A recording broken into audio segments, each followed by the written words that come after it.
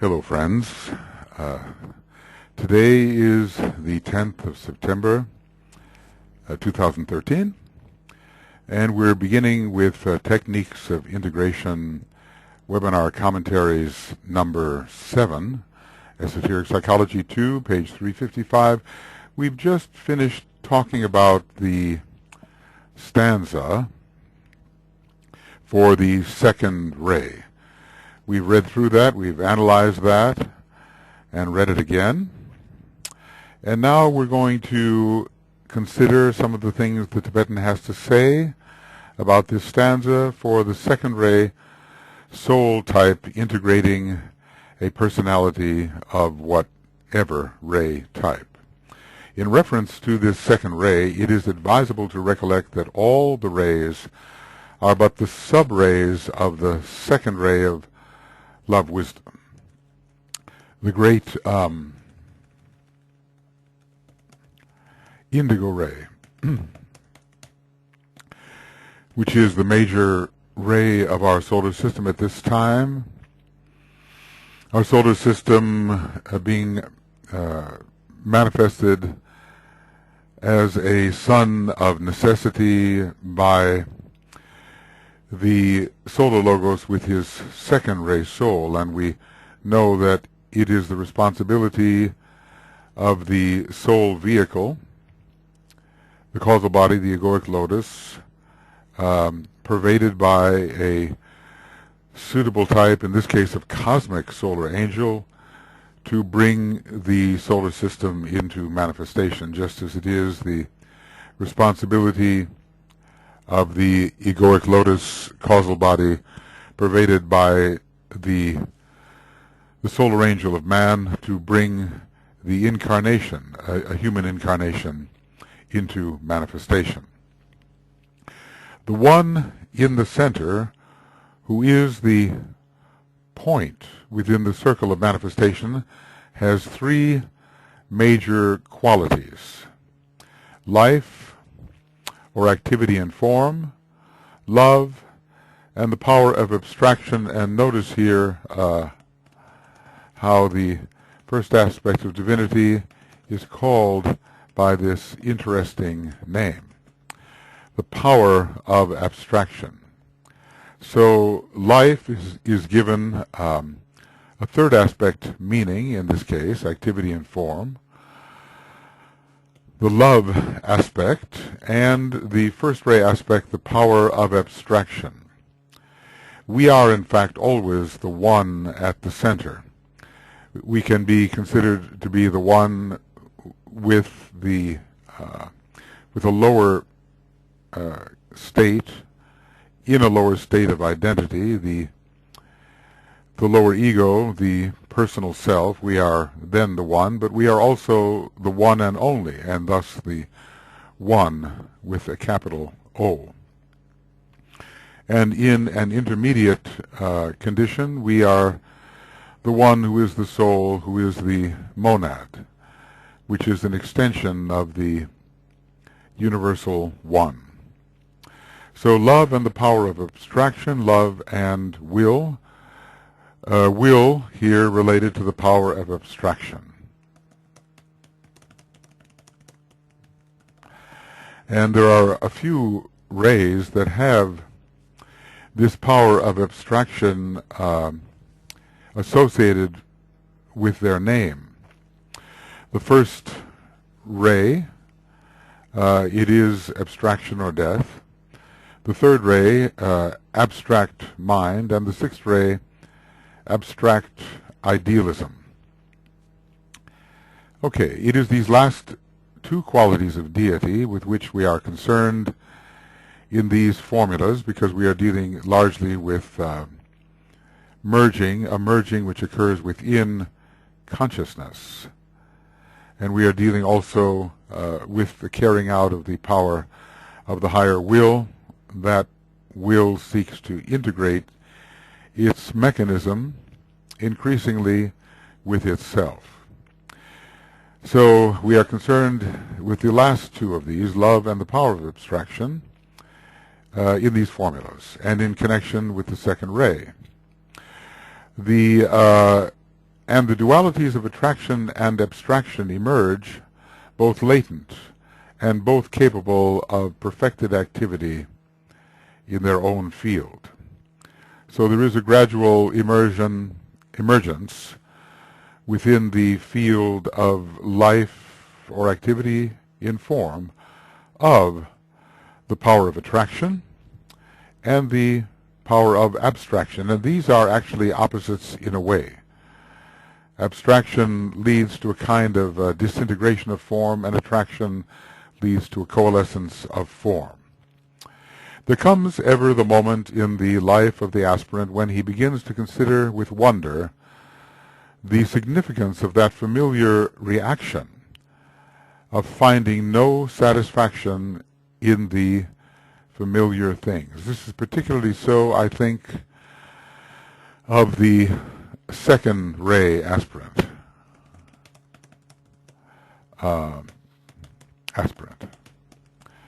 No satisfaction in familiar things. The spirit, the true identity, will ever outgrow its confinement. So finding no satisfaction, let's call it that familiar reaction of finding no satisfaction in familiar things. And then one experiences a kind of world weariness, a weariness with the dimensions of time and space. Time and its myriad forms I know too well.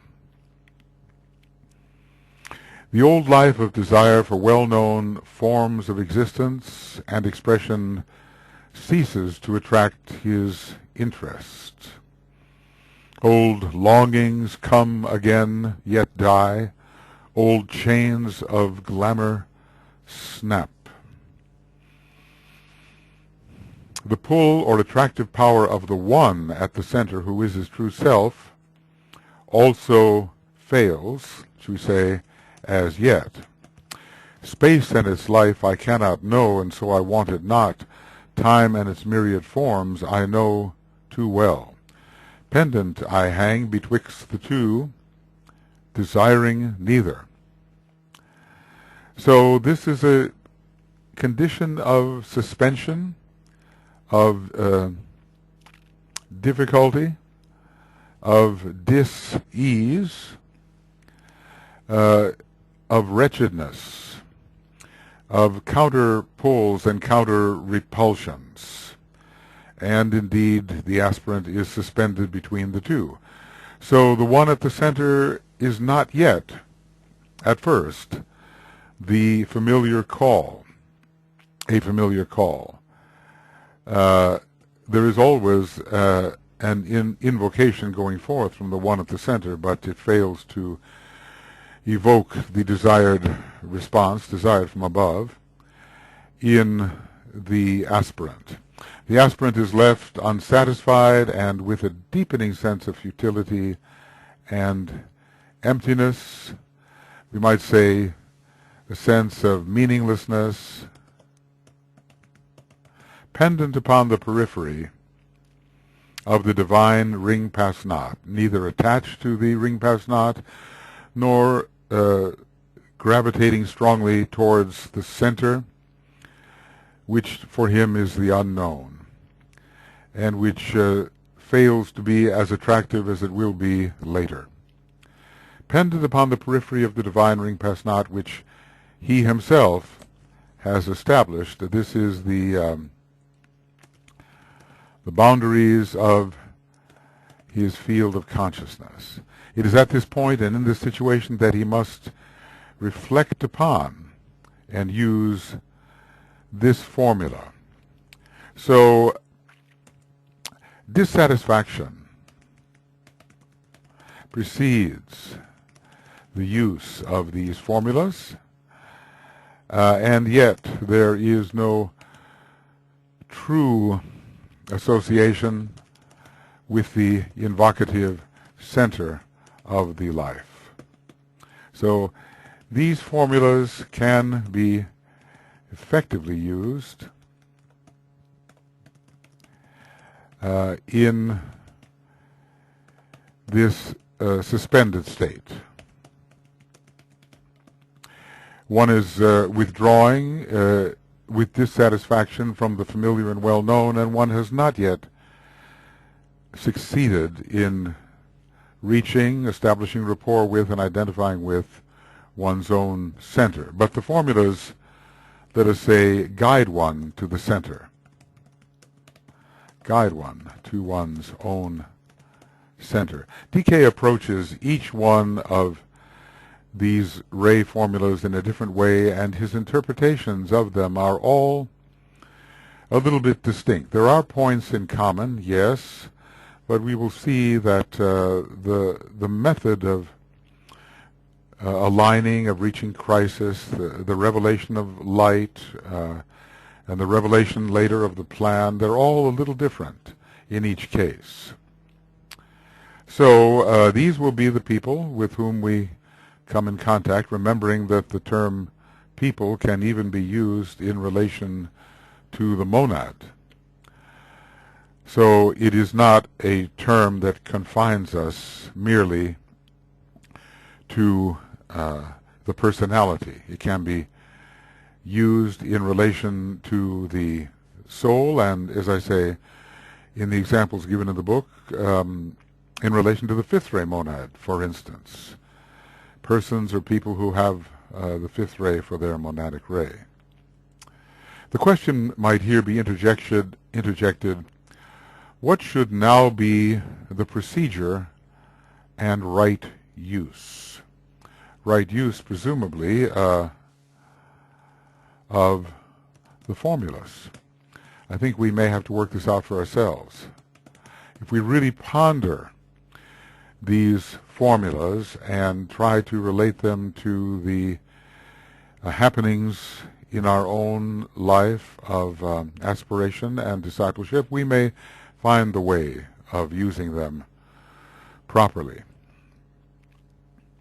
Upon this, it is not possible here to enlarge, maybe elsewhere it would be, beyond pointing out that all the meditation processes connected with the Raja Yoga system are intended to bring the aspirant to a point of such intense inner focusing and alert mental detachment that he will be in a position to use these formulas with understanding according to his ray type, and to use them with efficacy and power.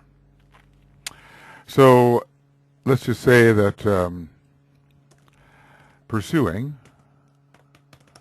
the Raja Yoga methods put the aspirant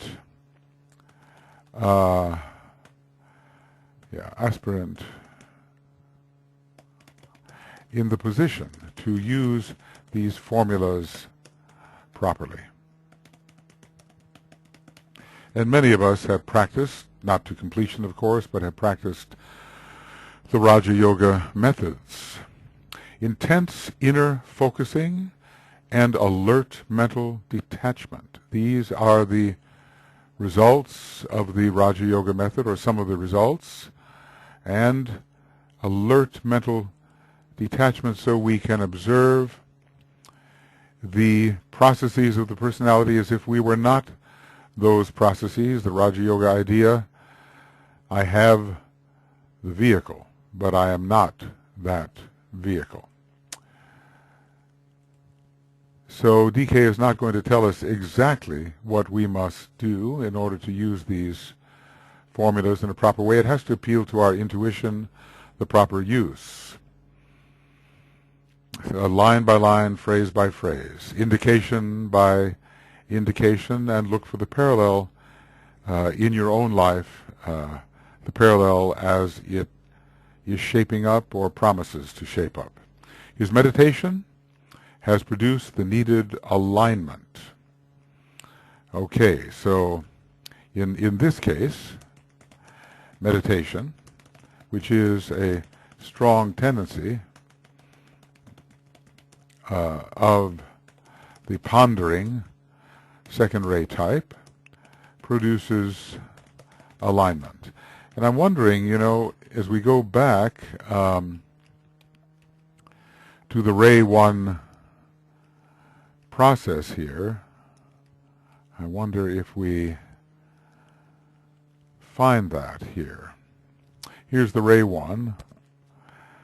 And let's see if we can find how the alignment is produced here.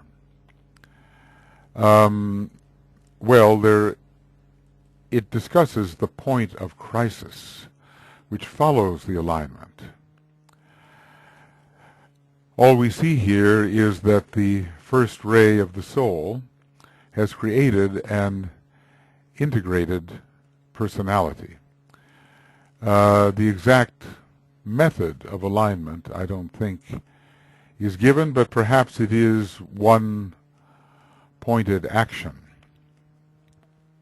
This might be the case. It seems that the first ray type is so very one-pointed, so very intent upon his objective that he manages to deflect all distractions, and that these distractions which militate against alignment are neutralized, and so the power of the soul comes through strongly, even if it is at first appropriated by the personality. The love of power must dominate. There must also be repudiation of those forms which wield no power. And then the word goes forth from soul to form. And even in the statement, stand up, a kind of alignment is suggested. Press outward into life. Achieve a goal. For you there must be not a circle but a line. All of that is about alignment. So in the carrying forward in an undeflected manner of the will or intention, an alignment with the higher powers is produced. But here the alignment is produced with the second ray type through the Raja Yoga method, which is centering and detachment. Let's just say the method used is centering and detachment. The centering in at the central point, and the detachment from the periphery. So we have the center and the periphery. So this is centering, let's see, detachment from the periphery, form, matter, and intense inner focusing, I'll call it at the point of being consciousness, at the point of being consciousness. So, through the meditative process toward which the second ray type and also sixth ray type are inclined, the alignment is produced. There is therefore a direct way or line, symbolically speaking, between the thinking, meditative, reflective man upon the periphery of the soul's influence, because that is another meaning of the periphery, Most our consciousness, the consciousness of most of us, is peripheral to the kind of realizations which can be had at the center of our being. So the truly centered soul consciousness is not yet ours except at certain moments of intense identification with the centrality of ourselves. Notice how we're moving towards that word, centralization, which will be the word of power for the second ray type as it pursues the integration techniques. So there is a direct alignment between, we must think, we must use the concrete mind in a meditative attitude and reflect that which is above, and we stand to be influenced by the soul, but are receiving only diluted impressions compared to the kind of impression we would receive if we were at the very center of our life. So we have to be drawn to the center, and the power of detachment will help us do this. The Raja Yoga method, which is a type of mental soul yoga, will help us detach from our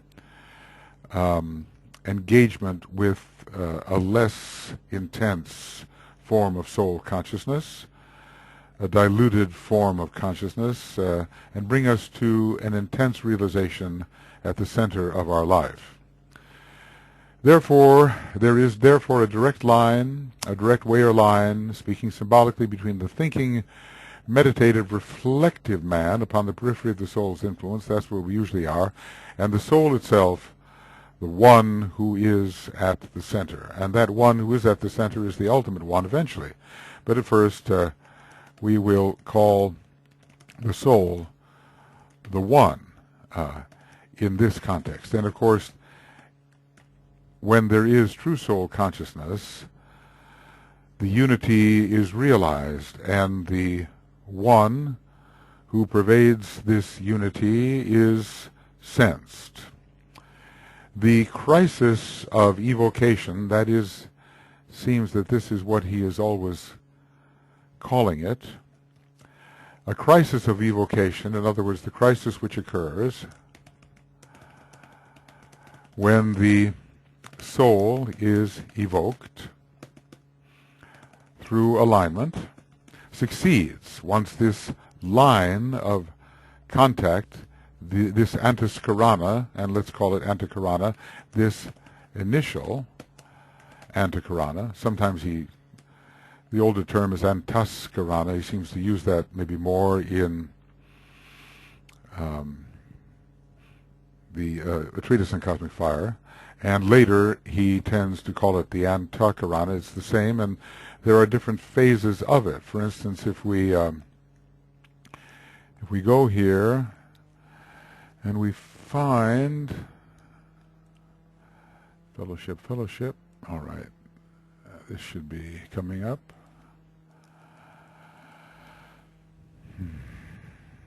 Right here. If we find, for instance, the first part, I think I'll have to move to a larger diagram. There. This is the first phase of the antakarana, and it connects the personality centered around the mental unit as an integrated personality with the soul on the higher mental plane, with the soul body and soul presence on the higher mental plane. There is another type of antakarana which we build directly to the monastic permanent atom, but all three of these are the antakarana, and at various points in these commentaries I have discussed the three. I would say that this connection between the soul center and the monastic permanent atom is created through the use of the higher mind. And this first part of the antakarana is created with attunement and created by the power to reflect through meditation the energies that are found on the higher mental plane. Here we have an active reaching out towards the center of the abstract mind, from higher mind to abstract mind. And this is, I sometimes call this the philosophical channel, the way that higher thought leads to true planetary abstract thought. In any case, the crisis of evocation succeeds once this line of contact, this initial antaskarana, has been established and recognized, and a crisis of intense activity ensues. This is interesting. The activity aspect is here discussed, is here mentioned. It's not that the second ray is generally such an active ray compared to the third, but there will be an intense activity of detachment, wherein the man occultly detaches himself from the furthest point upon the outer rim of life, and, should we say, becomes increasingly disinterested in that which the periphery of life can offer, the usual experiences of matter form, and hence that familiar experience that DK says, where we are finding no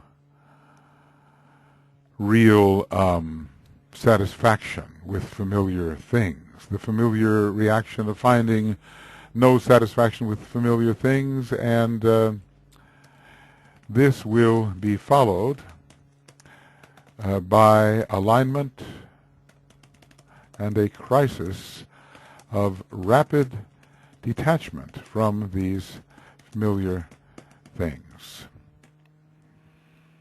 Okay.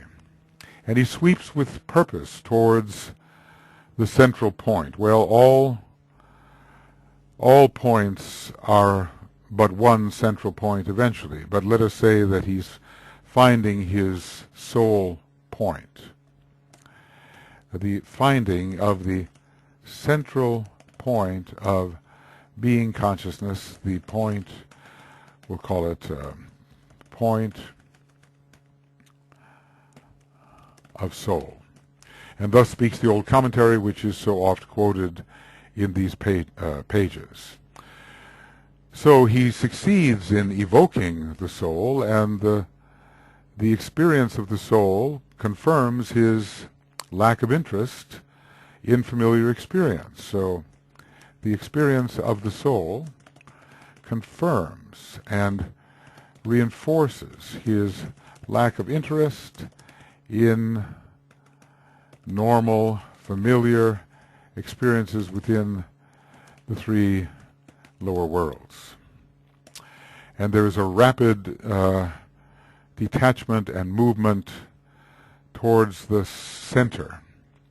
Of course, this is in a kind of a first-ray process. How does he describe it here at first? The power of abstraction. Life, or activity in form, we can call this vitality, and love, and then the power of abstraction. We are contacting the soul and its far more magnetic and interesting life. This power of abstraction is now working, and we are pulling back from the familiar. It is not possible, he says, to do more than put these ideas into symbolic form, leaving these mysteries of the soul to be grasped by those whose soul influence reaches to that periphery and is there recognized for what it is. In other words, here we stand in consciousness on the periphery of soul life, but the influence of the soul reaches to that periphery and makes its attractive presence felt, inclining us to disengage from the periphery and move towards the center of our life, the point of being consciousness, which at first is the soul and later the monad. So DK is simply leaving it to us here. If we can begin through alignment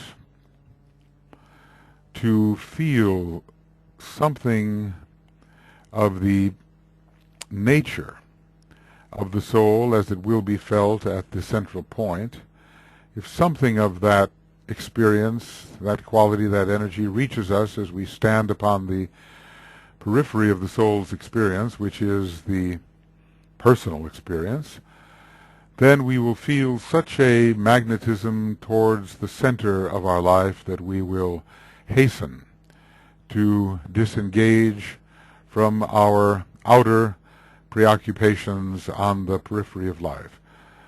The periphery means that we take things at face value, we see the form, we don't understand what the form really is, we don't really see the soul in the form, we don't detect the soul presence in the form, we simply register matter form and deal with it on its own level. That is peripheral living. We can say that dealing with matter form on its own level is what we can call peripheral living. Of course, the consciousness is still soul consciousness, and soul consciousness is still monadic consciousness, but in a very attenuated form. When we're living on the periphery of life, our consciousness, it is consciousness, it is soul, but it is an attenuated form of it, not a very intense form, not a very form filled with realization of unity and meaning. It is a sufficiency of consciousness to deal with the presentations of the senses, both outer and, to a degree, the inner senses, but it's not the fullness of soul consciousness, and nor is the fullness of soul consciousness the fullness of monadic consciousness. Monadic awareness is attenuated in soul consciousness, and soul consciousness is attenuated in personality consciousness, but it's all one form of consciousness. We have to be able to reduce the many to the one. I think that's important. We can get confused by thinking of the many as if they are really existent, but the many will all resolve into the one. Let the soul realize the one in many, says an important third ray stanza, and it is the task of the third ray type to view the many and to see the one. I suppose that's true to an extent of all soul rays, but particularly on the third ray. We have this penchant for viewing diversity and registering diversity and trying to find the line back to the center, the antichironic path, which will allow us to reduce the many to the one. Well, this crisis, so the soul, in our life, we can use this formula when the soul is beginning to reach to the periphery of its influence and to the type of consciousness which we have when we perceive only on the periphery. But when there is an extension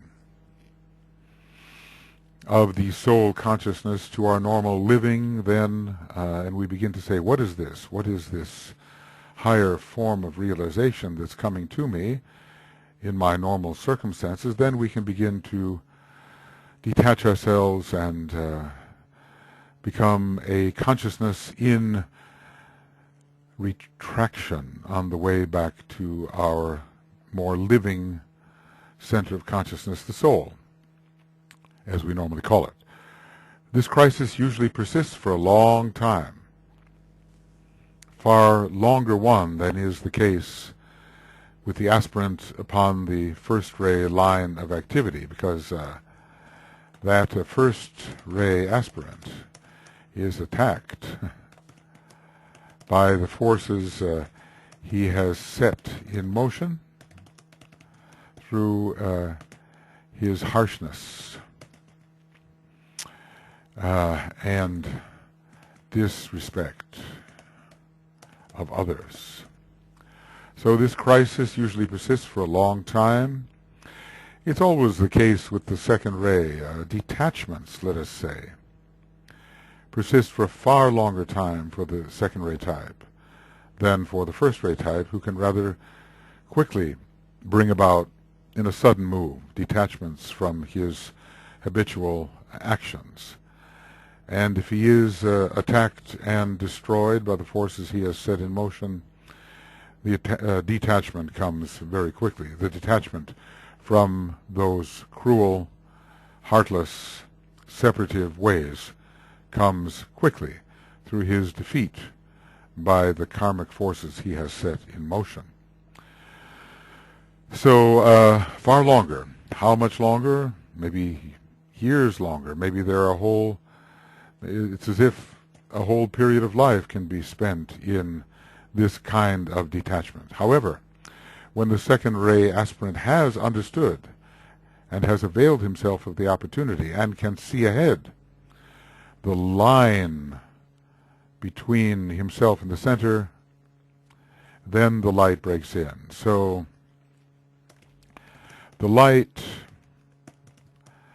breaks in along the antakarana, the line from himself to the center. Because the light is of the soul, which is light. And once this antakaranic line is created and the detaching process has begun, the nearer we come to the center, the greater the influence of the light from the center. So from the soul, from our central point, comes a light to which we are unaccustomed, and it is revelatory of our condition. Is it again the light that shocks? Well, that seems to be the term that is used for the first ray soul, but probably some revelations will come. I'm recalling a man who was a disciple in the Tibetans group, and he had served efficiently, I believe, and faithfully as the secretary for Alice Bailey. And then he fell in love and he left the work. And DK didn't want him to do that, of course, and when he finally came back after that marriage, if it was a marriage, perhaps failed, he came back and he was welcomed back. But DK said, probably in this process you have learned quite a bit about yourself that you did not suspect. Probably the light was thrown upon his behavior, and he saw unsuspected tendencies in himself which were brought out through the circumstances in which he participated when he left the work. So as much as we may think we know about ourselves, the incoming light, when I say ourselves, I mean ourselves as we have been in the three worlds, the incoming light will always reveal more, and it can be quite disturbing what is revealed. I think many have had that experience. So anyway, it is this period of crisis which presents the major problem to the advanced aspirants of today. They are advanced aspirants, well, probably, initiates of the first degree. Generally speaking, he says, every true aspirant has taken the first initiation. And perhaps we are only truly a disciple when we are accepted disciples, and that link connecting to the master is established. So is this in general that it presents the major problem to advanced aspirants today, or simply to advanced aspirants on the second ray? Maybe, since the majority, at least at this time, will be found on the second ray, maybe to the majority of aspirants, and maybe to all, because the second ray is the major ray, and something of its process, this loss of interest in the customary and the habitual, will be common to all. It may take a while before returning to effective service, once one begins to lose interest in the customary and the familiar. So this period of crisis involving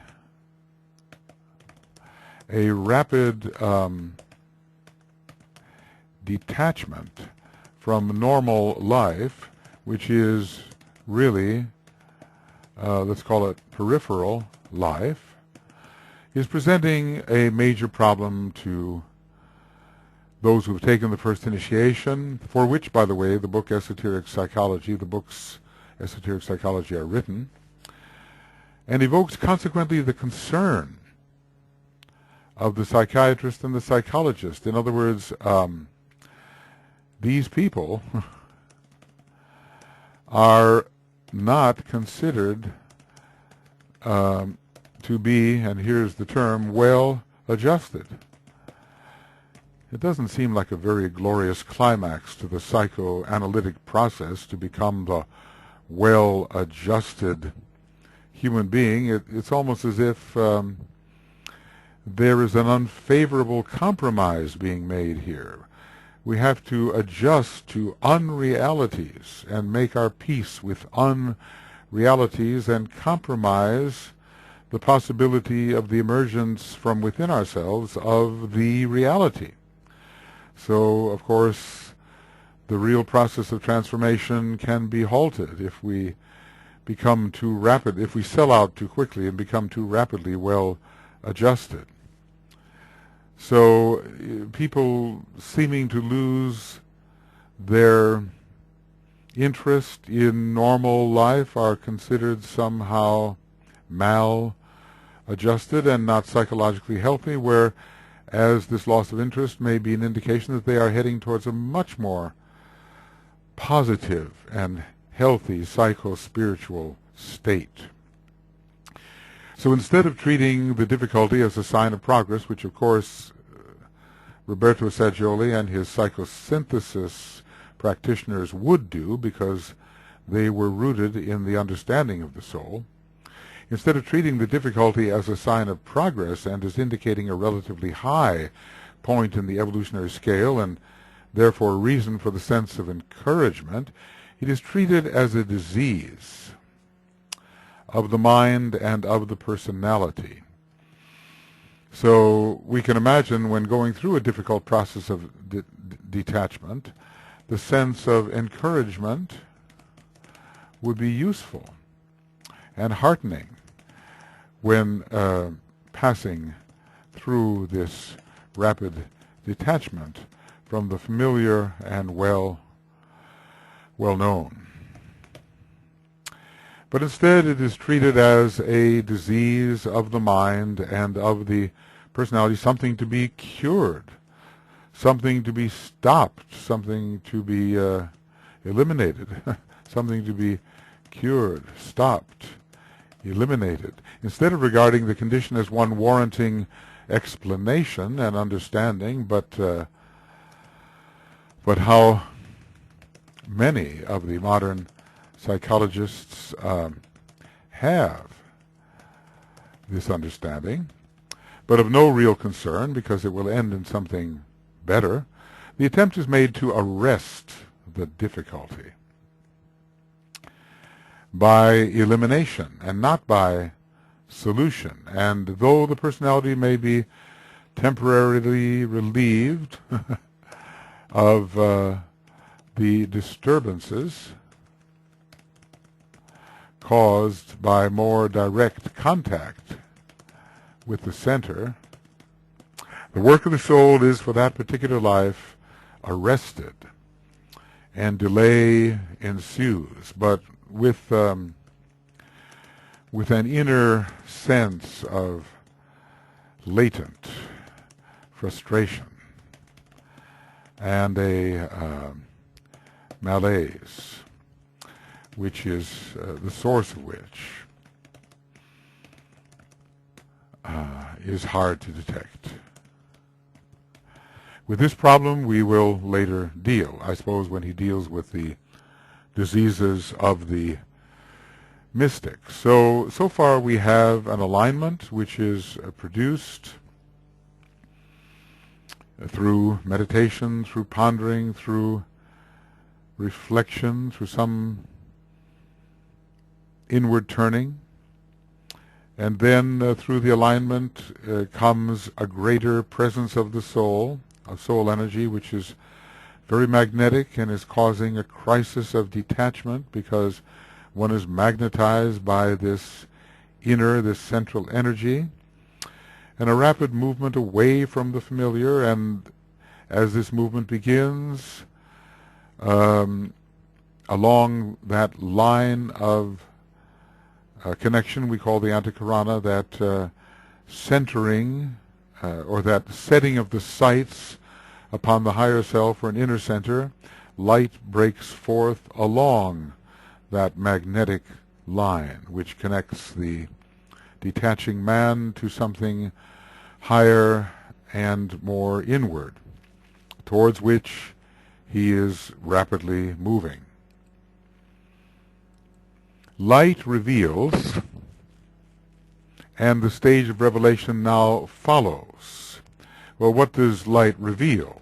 Usually imperfections, and also the next step ahead. NSA, I think that'd be a good one to have, don't you think so? You can have this, by the way. I'm quite happy for you to have this to facilitate your researches. I've got a lot of references here pulled out over many, many years. And, whoa, that's not it. It's the next step ahead. NSA, and it is next step ahead. Replace, yes, yes, and okay. And the stage of revelation now follows. This light upon the way produces vision. Vision, in other words, we see something we did not see before, and the vision shows itself as what? Well, and I think many of us, so many of the students of Master DK are on the second ray, and if not in their soul, maybe higher yet, but in their monad, and that monadic influence is enough to keep them steady in the work. So a vision, first of all, of defects. The light reveals the man to himself as he is, or as the soul sees the personality. And so this is quite unexpected from the perspective of the personality. So in a way, let's say shocking, but maybe less so than the shock which the first-rate type receives. A vision, first of all, of defects. The light reveals the man to himself as he is, or as the soul sees the personality, or as we, when identified with our center on the higher mental plane, see the condition of the instrument, which we have over millions of years created through our behavior. And of course the soul is also creating this through the manipulation of the rays and the signs, and bringing us into different environments which incline towards the absorption of different qualities, giving us new opportunities to exercise the abilities that we have, and perhaps build in new qualities which we could not if we were simply to persist with the same energy equipment in the same place.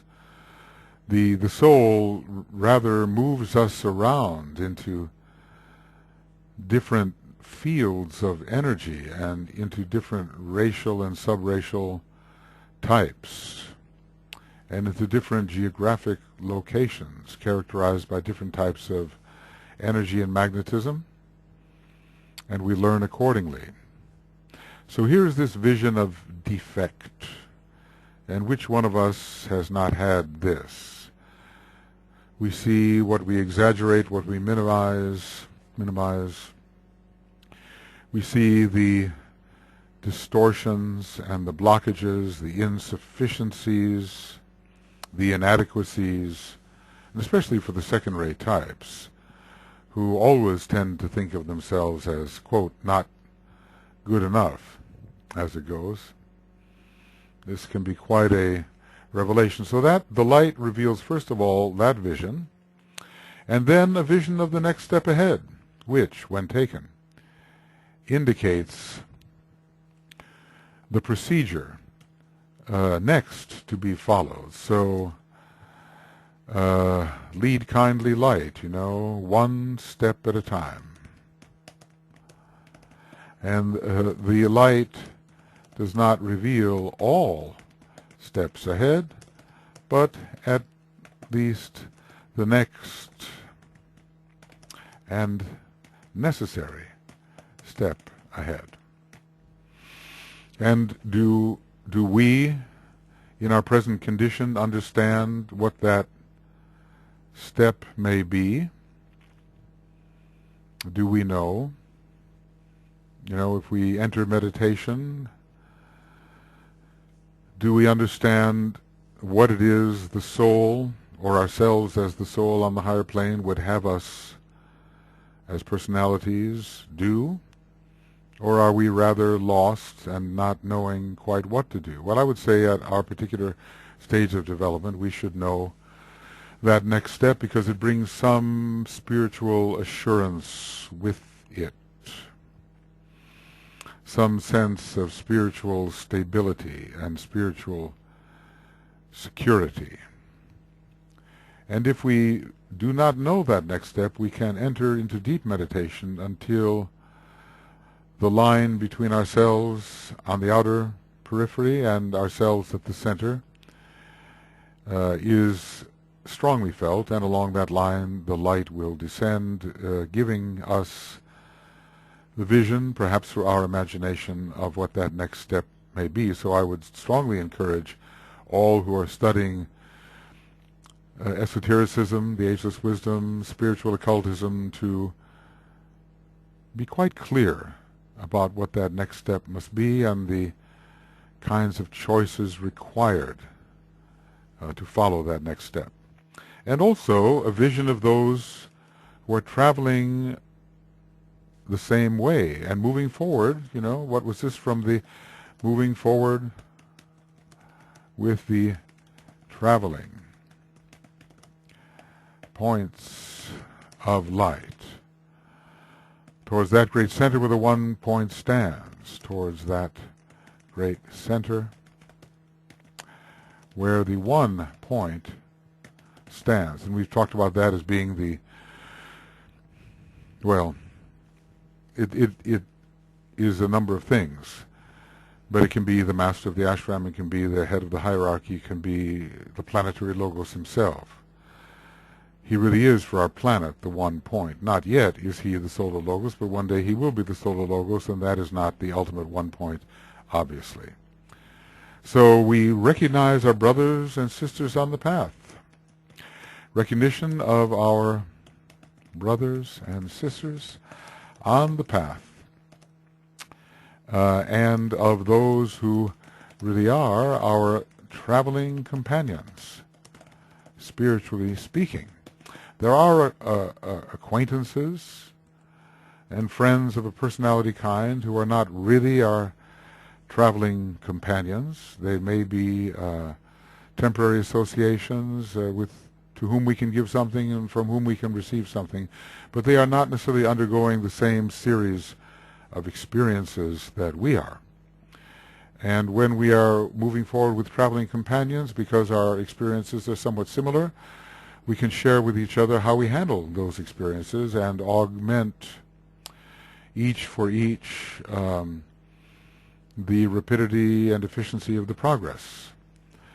So my own defects, my own next step ahead, and my traveling companions. This the light reveals as a result of the crisis of detachment. And also a glimpse of the guardian angel, who is the dim reflection of the angel of the presence, the solar angel. Now here he equates angel of the presence and the solar angel. This guardian angel which walks with each human being from the moment of birth until death, embodying as much of the available light as the man at any given moment upon the path of evolution can use and express. We've gone through the discussion of the angel of the presence and how, at least in my interpretations, it's kind of an extension within the egoic lotus of the true solar angel of much greater scope. It's that part of the solar angel which is invested in the higher mental plane and forms the vehicle of man.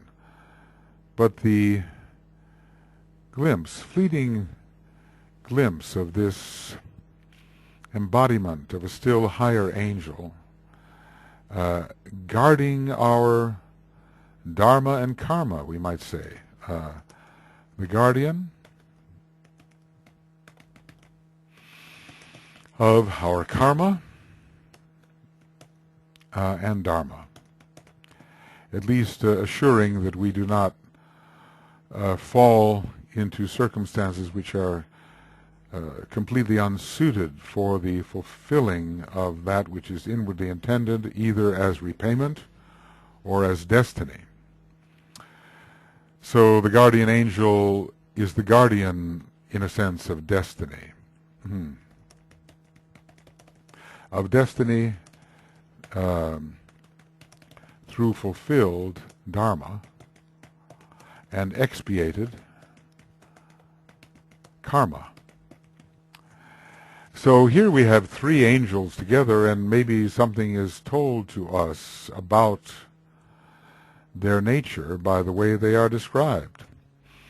The guardian angel, he is a dim reflection of the angel of the presence. Interesting that we're told that from the groups of white devas, the guardian angels are formed.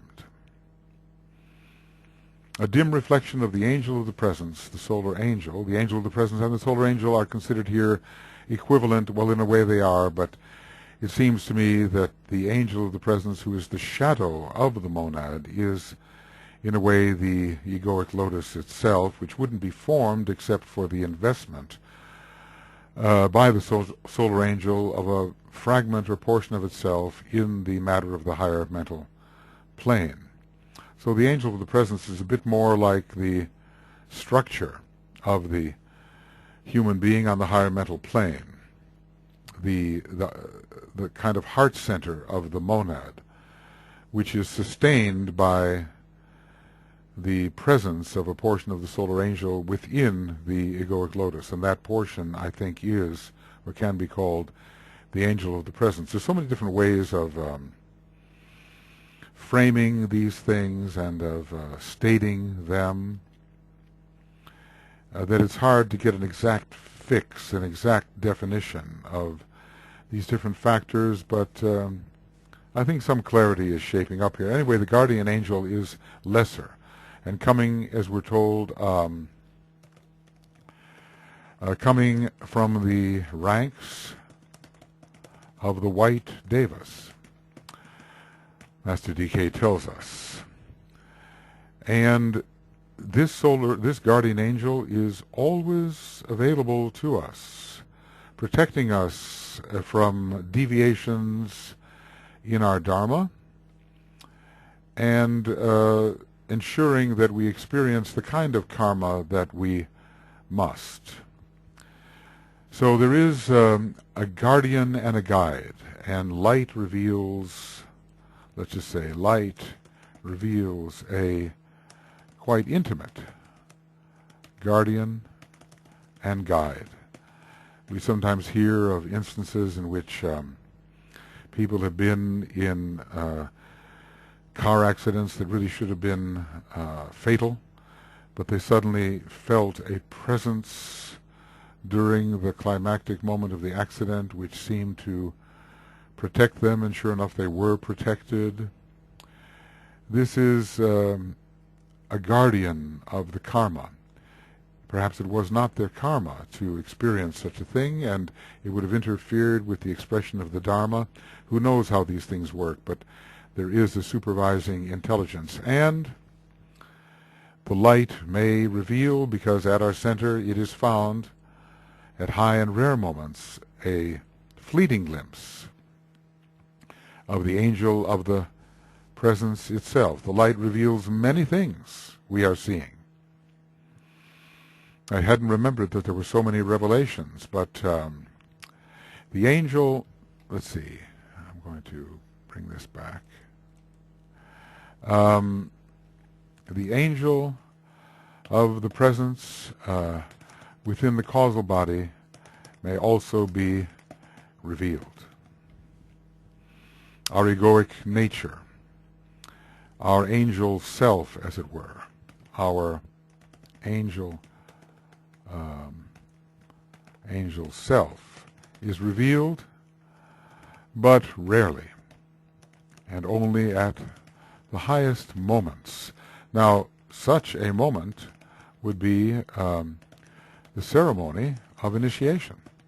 And we are told that at the various initiations, the man within the chamber of initiation, presumably upon the higher mental plane and still within the causal body, sees this angelic presence in various ways, either as a radiant angelic existence or as a wheel of fire with 9 spokes, or as a lotus, the egoic lotus itself, presumably with 9 petals, at least at the beginning of the revelation. There are actually 12, as we know.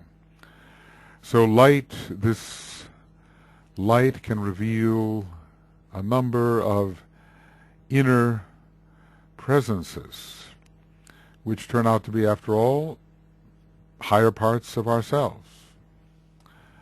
And finally, or is it finally, let us see, I had not remembered there were so many revelations. Yes, well, this does look like it is final.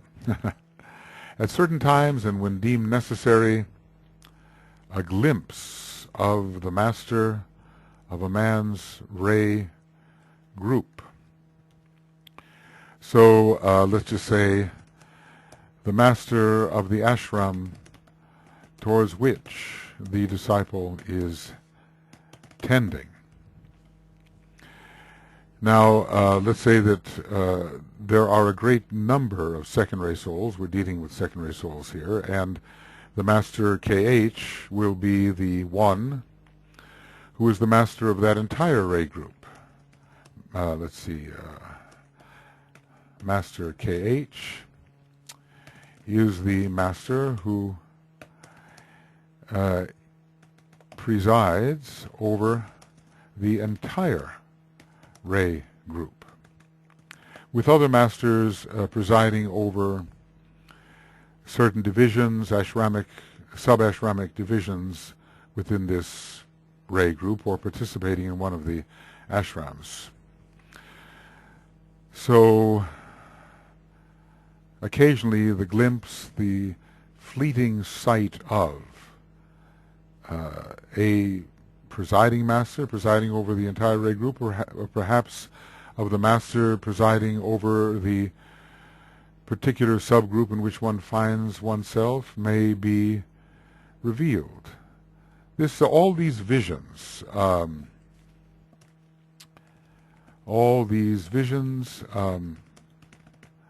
eventually assure one of the reality of the inner life, and so and thus confirm the value of that towards which one is tending as one releases oneself from the periphery. And, others may say, well, you've lost interest in life and you're no longer with us and you seem somehow absent or vacant. but the attraction of these inner realities proves so strong that the inward journeying man is no longer disturbed by what others may say about his absence from his usual participation in peripheral life, and is thus given the strength and encouragement to continue inwards towards his center. So the master of the ray group, and this falls usually into two categories of experience and causes. A, in the early stages and whilst under illusion and glamour, that which is contacted is a vision of the astral illusory form of the master upon the planes of glamour and illusion, and to this phantasm, a few of those in Master DK's, let's call it glamour group, it was the observers of reality, of course, the glamour group fell victim with ill effects upon themselves and their group. This is not, therefore, a glimpse of the master himself, but of his astral symbol, or of the form built by his devoted disciples and followers. And it's very hard to discriminate this from the real thing. This vision from the reality. And so many remain throughout their lives captivated by the illusory form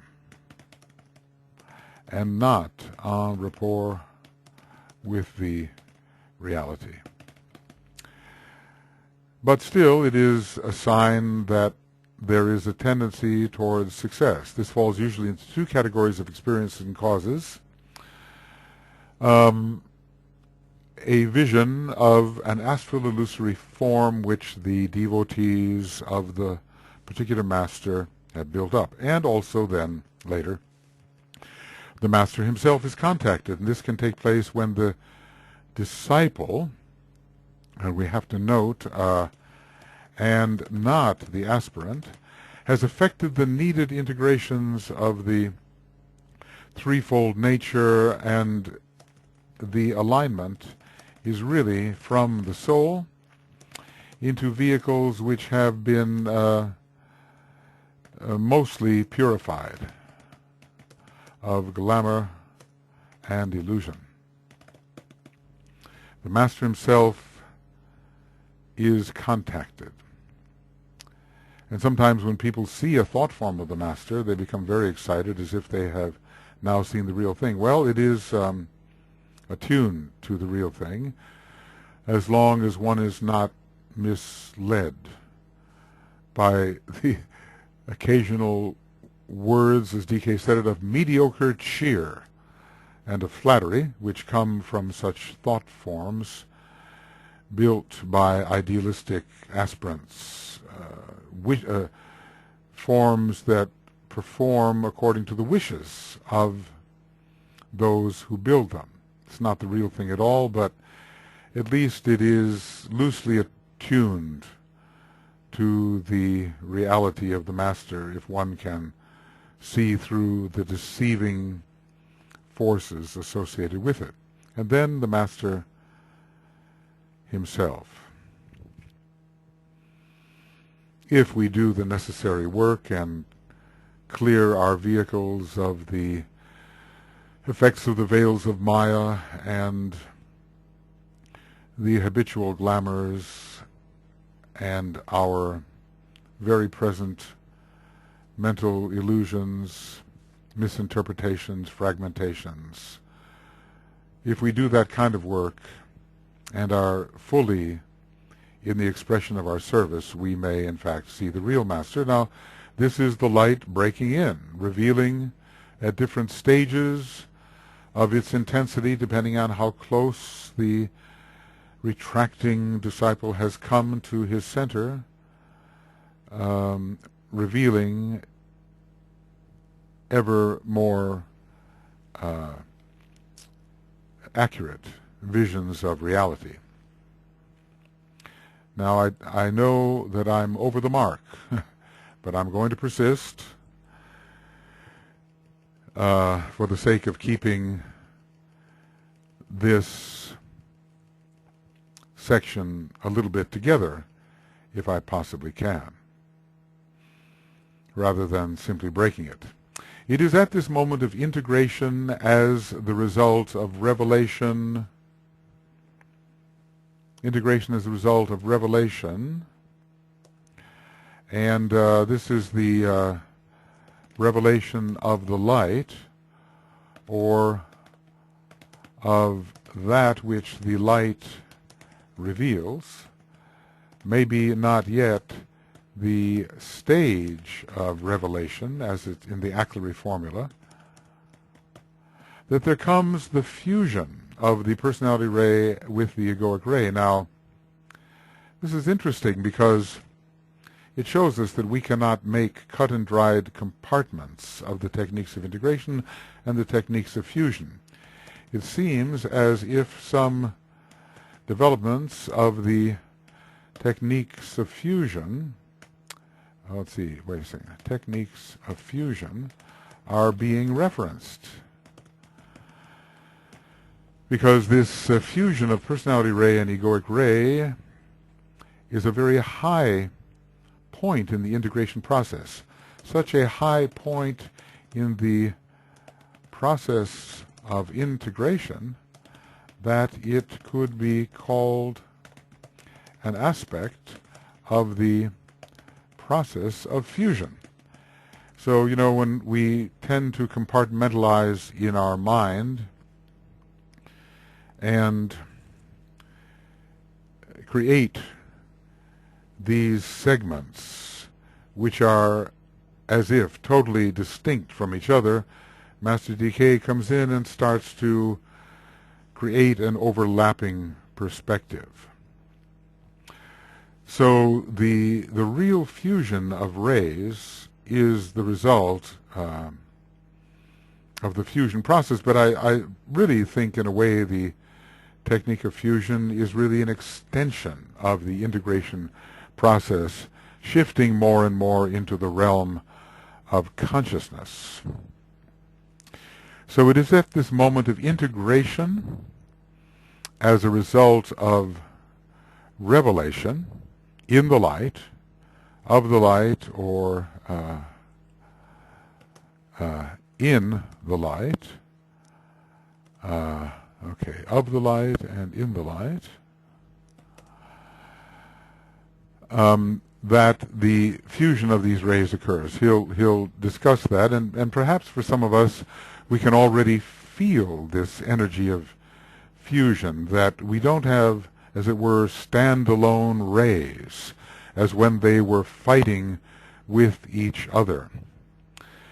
The personality ray fighting with the soul ray and so forth, but rather they are making their peace, and there is a harmonization occurring between them and an interflow and interplay, such that when one of them manifests, the other is there accompanying it and assisting it to manifest. So particularly when the personality ray manifests, it doesn't manifest all by itself, but it manifests as a subray of the egoic ray. He says, this we will consider later. Yes, I suppose. Consider later when the techniques of fusion are considered. But at this point, a fact should be remembered which has not hitherto been emphasized or elucidated. And this point is that the personality ray is always a subray of the egoic ray. Now, you know, much can be said in a little word. So the word a is general and does not mean the one and only. There are, I think, other subrays of the egoic ray. And I think on the plane of soul itself, on the higher mental plane, by whatever expedient, another subray of the egoic ray exists. This is a subcategorization such as is discussed by Master Decay in Discipleship in the New Age, Volume 2, page 518, where he talks about the 3 types of second-ray souls, among other types which he does not mention.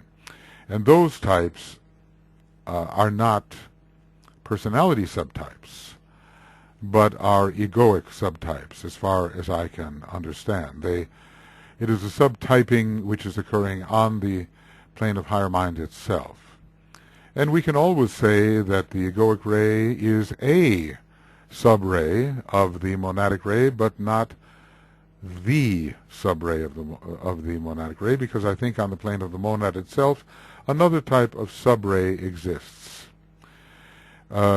which is not expressing itself in a lower sense in the realm of the higher mind or even of the spiritual triad, which is the true ego, we have been told. So the point is that, he says, the personality ray is always a subray of the egoic ray in the same sense that the 7 major rays of our system are the 7 subrays of the cosmic ray of love wisdom. Or the 7 planes of our system are the 7 subplanes of the cosmic physical plane. I think we understand the analogy, and this analogy can be extended. So far we've dealt with the stages. Well, is this really the stage of revelation? He doesn't seem to be dealing with it quite yet. So thus far, thus far, Master Decay has not dealt with the stage of revelation per se, in which the divine plan and one's role in it are revealed, the more impersonal revelation. So far, he seems to be dealing with the phase of light, but he's taken this revelation of the light so far, even towards the vision of the Master, that you would wonder whether he has not entered the stage of revelation. And I'm going to put that down, he has taken the stage of light so far that one could wonder whether he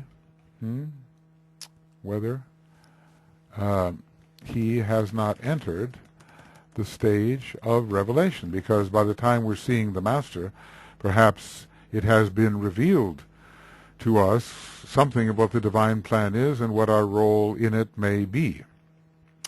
We will suppose, now he's going to get a little technical here, we will suppose, for instance, that a man's egoic ray is the 3rd ray of active intelligence or adaptability, and his personality ray is the 2nd ray of love wisdom. This would be, I would consider, kind of the Einsteinian combination. This personality ray is the 2nd subray of the 3rd ray of active intelligence. That's the way of thinking about it. Think of it. Think of your soul and personality ray combination. And say my personality ray is, let's say if I had a 4th ray personality, my 4th ray personality is the 4th subray of my 2nd ray soul. Or if I had a 6th ray personality, my 6th ray personality is the 6th subray of my 2nd ray soul. Always the soul would be preeminent, and the personality ray understood as that which is to carry out the will of the soul ray itself. Then, in addition, there might be the following rays governing the personality vehicles. Why he's entering into this at this point, we can question, but this is, see, if we went here to the book itself, And it might be just a little clearer in Esoteric Psychology, Volume 2. We go to page 356, or would it be 355? Am I in the right place? I think I should be. Yes. There it is. There it is. And it is maybe a little bit clearer at this point. Take a good look at that. The egoic ray, third ray of active intelligence, personality ray, the second, and then I wonder how many, if the number of dots means anything. Maybe not. 1, 2, 3, 4, 5, 6, 7, 1, 2, 3, 4, 7, 1, 2, 3, 4, 5, 6, 7, 8. I think maybe not. But here we are with our version of it. There might be the following rays governing the three personality vehicles. Okay, so there they are, 5, 6, and 7. 3, 2, dash, 5, 6, 7. We'd call it this way. We can do it 3, 2, dash, 5, 6, 7, or 3, 2, dash, 5, 6, 7. Different ways of doing this. This is a valuable point for all who are real students to remember and to grasp, not just superficial students. Ponder upon it, for it is self-explanatory, and an understanding of it will make it possible to solve the problems of, well, you know, if we went back here, what can we say? The third ray of active intelligence could be in pretty strong alignment with the mental body and the physical body, and the personality ray might be tending to express more through the astral body. We might find this to be the case, but it's not always the case that the soul and personality rays express only through those rays in the personality vehicles which are directly resonant with them.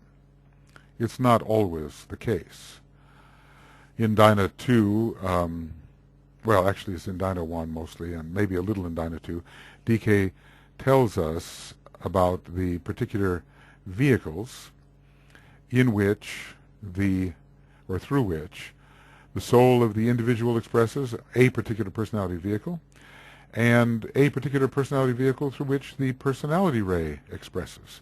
And sometimes we have some surprising results, and they are not correlating along the 1357 line or the 246 line. In other words, a ray on the 1357 line might be actually expressing through a lesser vehicle on the 246 line, and vice versa.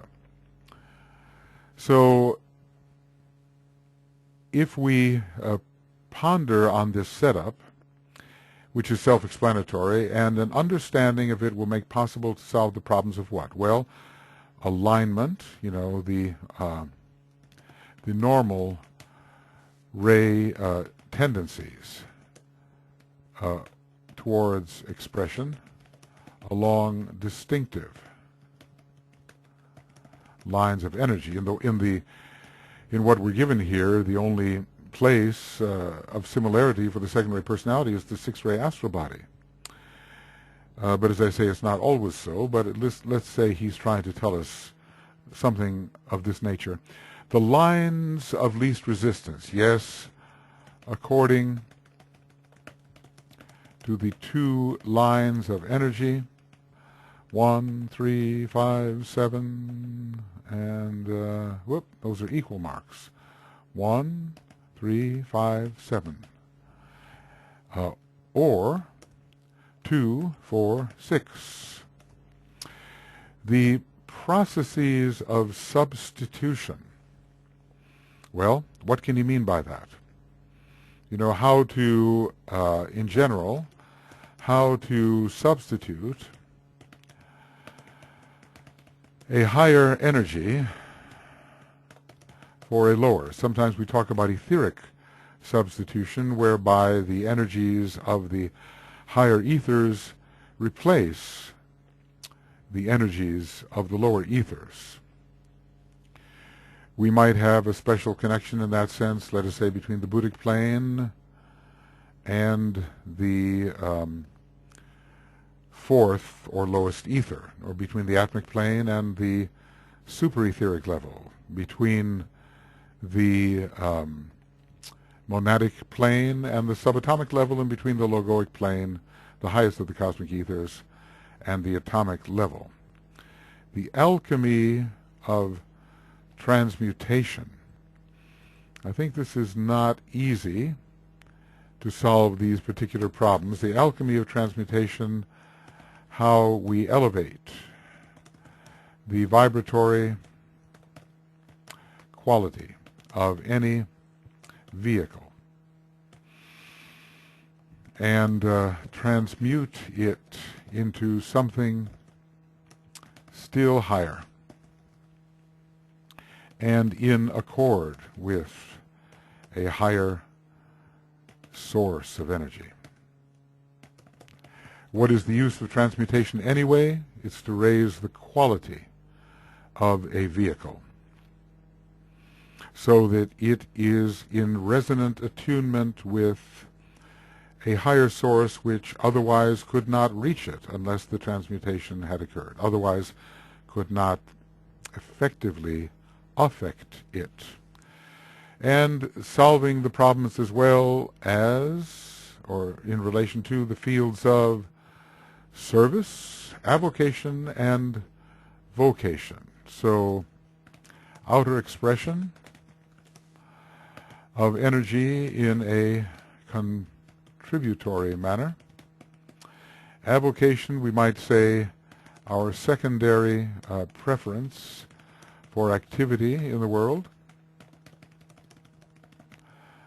not the truest Dharma, but a subsidiary, at best, of that Dharma. And then vocation, according to the calling. Say, this, and this may correlate, this avocation, this may correlate with the personality ray. Now, as one follows one's vocation, apparent vocation in the beginning of earlier parts of life, it may turn out to be ultimately an avocation, not a true vocation at all. And as the soul ray comes more prominently into expression, the true calling of the soul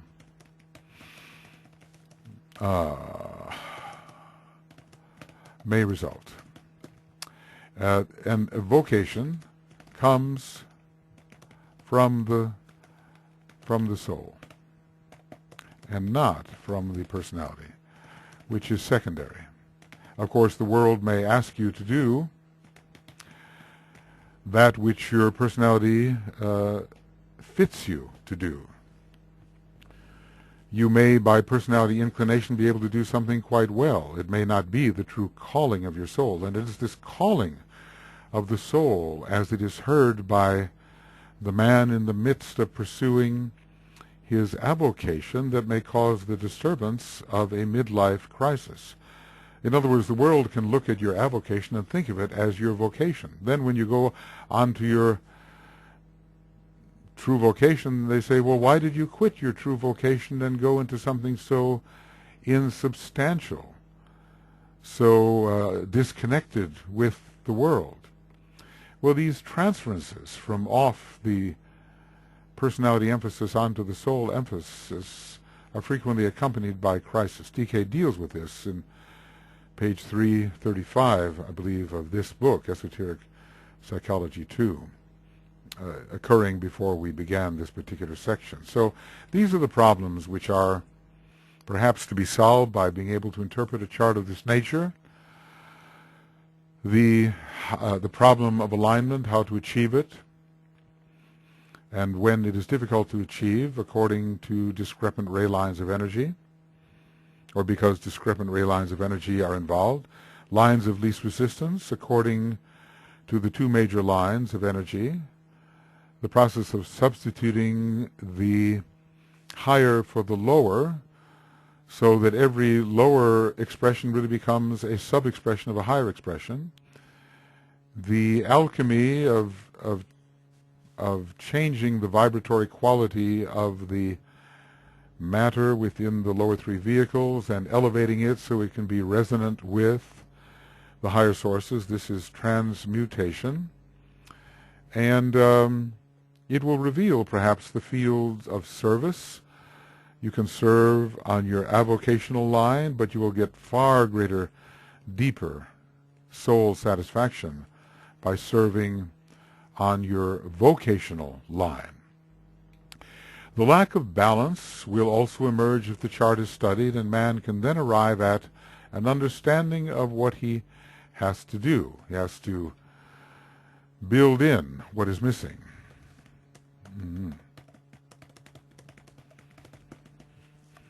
There will be blank spaces, deficiencies, but maybe they will be compensated for astrologically. Let's see. Oh, no. Astrologically. And compensated for astrologically and because of previous incarnations on the rays which are apparently missing in the present ray chart.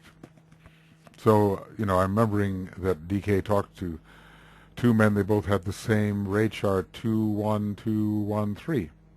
They were quite unalike, though. They were born, I wish we had their birthdays. I don't think we do have their birthdays, but we do have his statement that, okay, one of you had the seventh ray in your previous incarnation, and the other had the fourth ray, and this accounts for the distinctions in your behavior, and it is also a fortunate thing that you had these rays, because it enriches your present setup and somewhat moderates the present setup, which has none of the rays of attribute in it. 2, 1, 2, and 3. 1, 2, and 3, they're all rays of aspect. So the finer type of adaptation which may come through rays of attribute was missing, but it wasn't really missing because they had those rays in a previous incarnation. So we can arrive at an understanding of what we had to do. Well, I always joke that I wish I had more seventh ray. Yeah, it's true. I don't in my system have the seventh ray. I have a lot of third ray, not seventh ray. But if I look at my sun sign Aries and my rising sign Cancer, they both have a prominent seventh ray.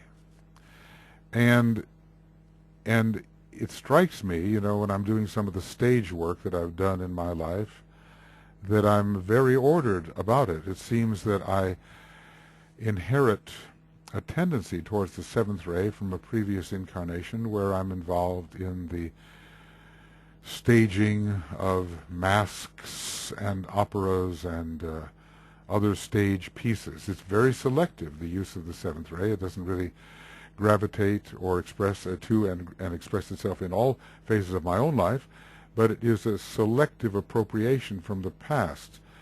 So via the astrology of Cancer and Aries, and via this past tendency towards the seventh ray, there is at least some balance brought in. So we do depend upon the astrological factors to bring in, on occasion, the necessary balance, and also we have to consult our recent past lives and the momentum of the ray types expressed in those past lives, as that momentum enters and influences our present cycle. And I'm sure that if you thought about your own situation, you could note your present ray deficiencies, but perhaps ways in which a balance might come in through your astrology. A study of the two formulas of the first and second rays will make it clear why humanity, and in the solar system also, why in humanity and in the solar system also, well, let's just say, it has been said, the soul ray of humanity is to be the second. Now it may be the fourth. And I have speculated that the monadic ray of humanity may be the first. Maybe. Certainly man proceeds, we are told, quite differently from the Deva kingdom because it proceeds as a destroyer.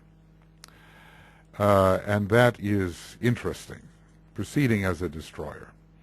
Destroying the forms, whereas for the sake of liberation, where the Devas are building the forms for the sake of expression. They build themselves into the forms. It's a very secondary thing to do. Somewhere in Cosmic Fire I had a nice chart worked up where, I can't quite find the place right now, but where the human kingdom is characterized by the first and second ray, and the Deva kingdom by the second and third ray. So they meet on the second ray in that respect, and we're even told that the Devas have to be, attractively, magnetically, suitably invited to human events. They cannot be compelled as one would compel the elementals. So the attraction of the law of attraction is necessitated here.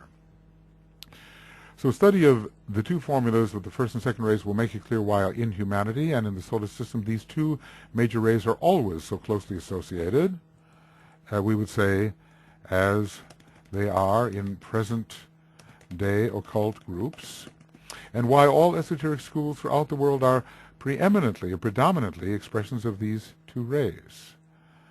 And that's interesting because, the Master Maurya, well, let's just say the first purpose of Sanat Kumara, the unknown, unseen, unheard purpose of Sanat Kumara, is that which is revealed at the heart of all true esoteric schools. There's a lot of the first ray in these esoteric schools, and the greatest exemplar of the teaching ray on our planet is coming through the first ray center. It's Sanat Kumara, this blend of the first and second rays, and maybe occult schools reflect this first and second ray combination right at the heart of the one fundamental school of occultism in Shambhala. At a certain stage upon the path, the rays governing the mental body shift their focus onto rays 1 and 2, doing this via the third ray. This is very interesting, very interesting. The normal mental vehicles, MVS, well, how about that? I think it's time to put here something called a mental vehicle. MVS, yes, mental vehicles. Vehicles, okay. The normal mental vehicles are on rays 1, 4, and 5. So 4 and 5 are rays of attribute, and we're not talking about the shift from those, or at least they characterize a great number of human beings. Maybe the first ray less so. But he seems to be saying that to reach the first ray mind,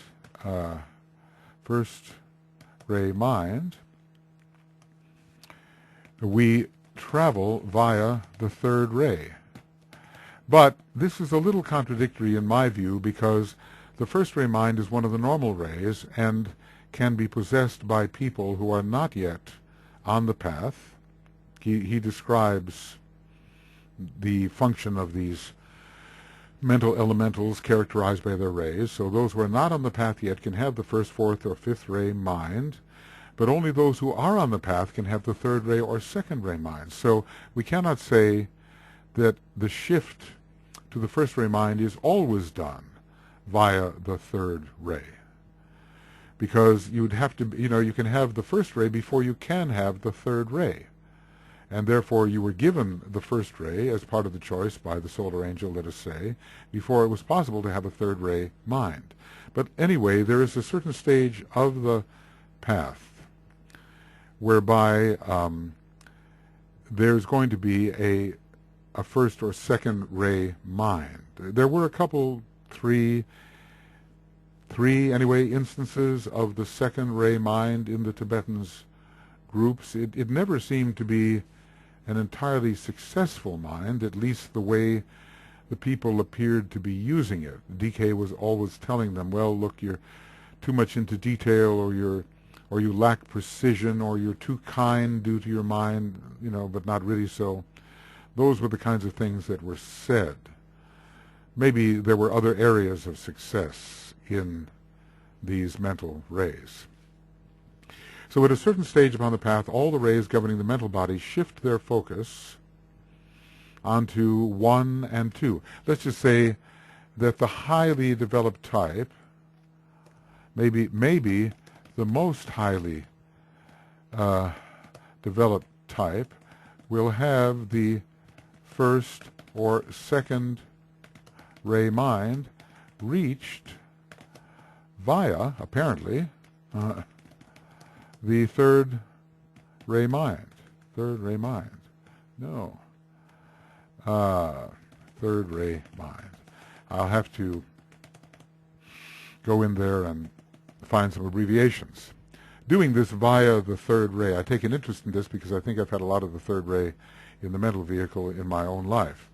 This ray holds the same position to the other rays as the solar plexus center does to the other 6 centers. It constitutes a great clearinghouse. In other words, you must pass through the clearing house before further distribution. So, the first ray holds the same position to the other rays. This ray, the third ray, holds the same position to the other rays that the solar plexus. It seems that the ray 6 and ray 3 are the clearing houses in this particular case. This ray holds the same position to the other rays that the solar plexus center does to the other 6 centers, for it constitutes a great clearinghouse. And I think we'd have to try to determine what phase it is of discipleship in which this is to happen. Well, you look at some of the most advanced disciples in Master DK's groups, and they had the first ray mind, meaning that a kind of synthesis had occurred for them. Roberto Assagioli, who was considered an initiate disciple, I think he was considered to be of the 3rd degree. He had that. William Miller, DHB, was considered to be working on the 3rd initiation. He had that first ray mind. Regina Keller, RSU, she was the editor of the books, and she was a very close co-worker of Alice Bailey. She had the first ray mind. And Alice Bailey herself, the first ray mind. Very interesting. Some of these kind of interesting. Regina Keller had the moon in Taurus, RSU, the moon in Taurus, DHB, the moon in Taurus. Those two had the moon in Taurus. A number of the other disciples as well, the moon in Taurus. I suppose it represents, the opportunity to overcome the inertia of the vehicles and also the tendency towards the light. The first ray penetrates, pierces, and produces the line along which light comes. So, even in the second ray process, to gain full access to the light, a kind of antichironic, a kind of first ray process is required. And it involves creating the antichironic line towards the center. As I say, there are a couple of different phases of the antichirona, and the first one unites the personality with the soul per se and not with the spiritual triad. But whenever there's a penetration along a line, the first ray, which is the linear ray, for you there must be not a circle but a line, that is the ray that's involved. The second ray is the light carrier, and supplements the work of the first ray. We might say it collects the light which has been released through the penetrations of the first ray. A study of the activities and the cooperative endeavors of Master M and Master KH may serve to make this clearer. It's as if Master M penetrates the darkness, or whatever obscurity there may be, or whatever barriers there may be, and sees to it that light can flow along the line representing the number 1, and Master KH, using the chalice or the vessel of consciousness associated with the second ray, collects, receives, contains the light which is flowing forth from the first ray penetration. So their work is indispensable to each other, just as life and consciousness are mutually indispensable. Life here represented symbolically here by the Master M, and consciousness by the Master KH. And without them, the two, life and consciousness, form is rendered valueless, and we might say very much like the moon at present, devoid of the second and first aspects, but still containing something of the third aspect of divinity. Well, has Master DK really completed this, or are we going to be left to decide for ourselves? Let's take a review. So alignment occurs through meditation. Crisis arises when the magnetic power of the soul hastens the detachment of the aspirant's consciousness from the periphery, and moves it towards the center of his life, the soul at this point. The soul, not the monad at this point, but the soul at this point. So this is the crisis is caused. The crisis is caused by counterpoles. There's never a crisis unless things, energies or forces are pulling in two directions simultaneously, and the periphery still has its attractions, but the inner power of the soul is so strong that it is pulling in the opposite direction. The man is already growing weary of the familiar and the habitual. Time in its myriad forms I know too well, and is perhaps only too eager to be drawn magnetically, turning around and being drawn towards the center on a line. Now, so a line is created, a first ray aspect of the second ray process,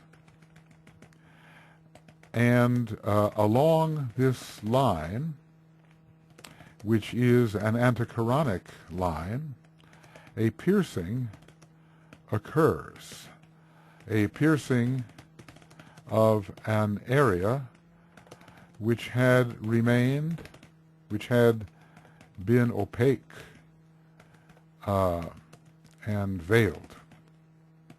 And now light flows along this line. And this light has 6 effects. 6 effects. Well, what do we have? We have defects. Well, I wonder if I can remember them, you know. Defects, the next step ahead. What was the third? Oh, yeah. It was traveling companions, fellow souls moving in a similar direction. Revelation of the guardian angel. Now notice how the word revelation starts to be used. So, in this case, Master DK didn't really discriminate, I think, between the phase of light and the phase of revelation as he did in the first ray stanzas. See, they are not really treated symmetrically. Sometimes you can go from explanation to explanation and you will have a perfectly ordered, symmetrical treatment of parallel phases, but not here, because he's conflated in a way light and revelation. So revelation of the guardian angel, and say revelation of the angel of the presence at rare and infrequent intervals, and finally revelation of the master who stands at the center. It could be the master, it could be the Christ, it could even be Sanat Kumara. How was it put here? Of the master of the man's ray group. So really, the master of a man's ray group is a Chohan, the master who stands at the center of the ray group, and hence a Chohan. Okay, so that light has come forth. Now, as the light has intensified, the light has transformed itself into revelation. And so, with the three last impacts of light, the plan is progressively revealed. So this, in other words, in this particular description of the second ray, light gives way to revelation. And light on the self becomes light upon the whole. And finally, integration. And what does he say of it? Maybe something. Well, there is integration as the result of revelation. Yeah. So this is, and I do have to say here that DK does mean this quoted phrase to indicate that we have reached the stage of integration. So integration as a result of revelation. Let's put that down in our little summary here. Finally, integration as a result of revelation.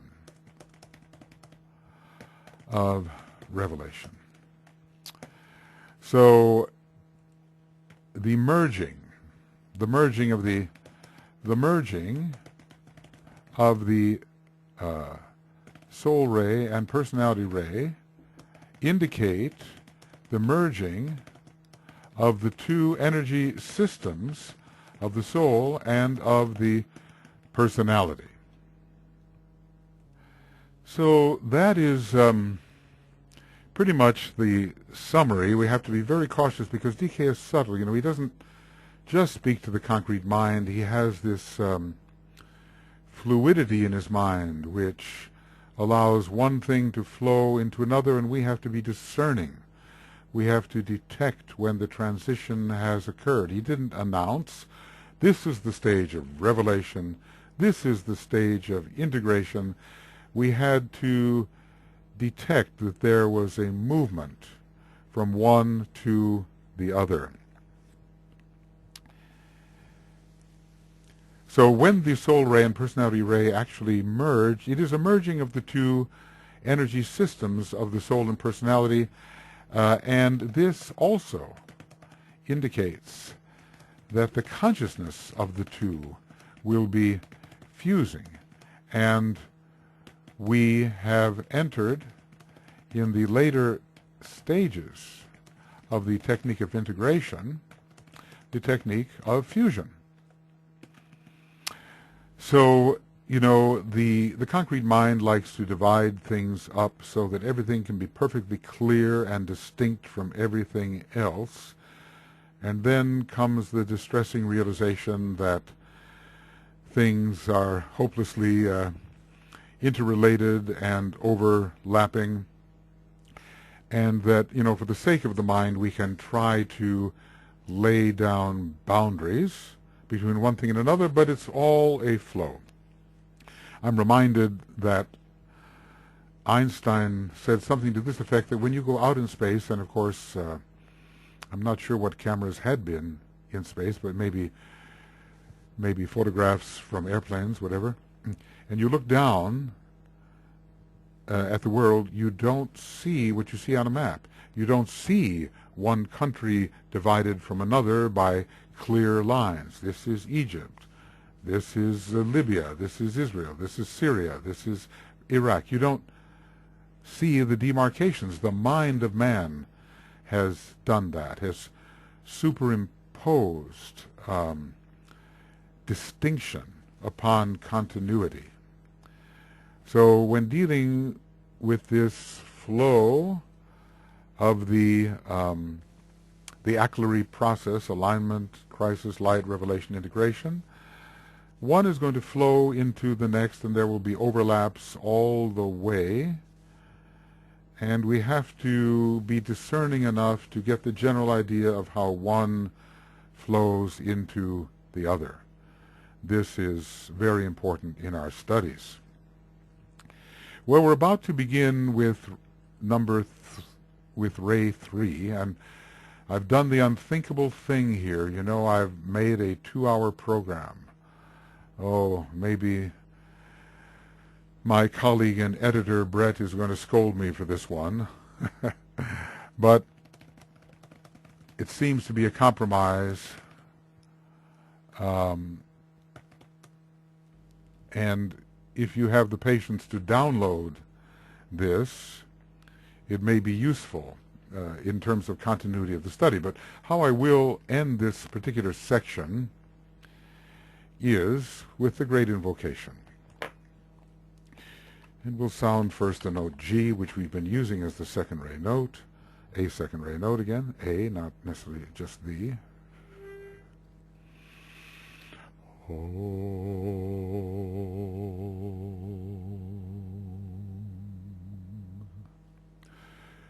From the point of light within the mind of God, let light stream forth into the minds of men. Let light descend on earth. From the point of love within the heart of God, let love stream forth into the hearts of men. May Christ return to earth. From the center where the will of God is known, let purpose guide the little wills of men, the purpose which the masters know and serve. From the center which we call the race of men, let the plan of love and light work out, and may it seal the door where evil dwells. Let light and love and power restore the plan on earth.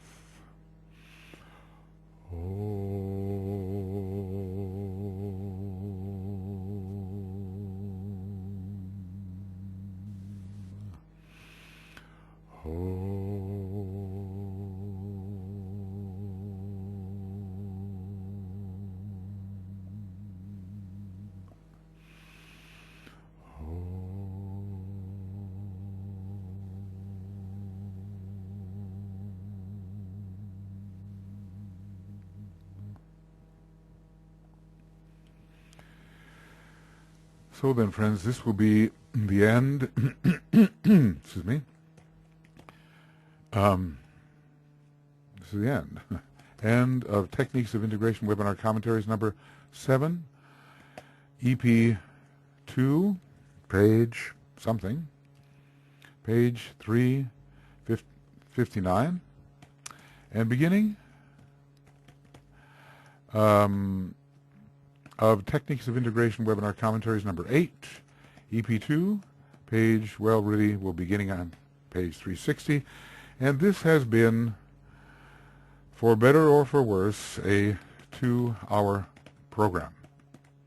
I seem to be diversifying. I tried to hold to the 1 hour exactly, but there are many reasons why I'm not doing that at the present time, and hopefully it doesn't cause trouble in the future, but we shall see. Okay. Very well then. That's it. And we'll see you as we move on to the discussion of the Ray 3 formula and the Tibetan's explanation of it. See you soon. Bye-bye.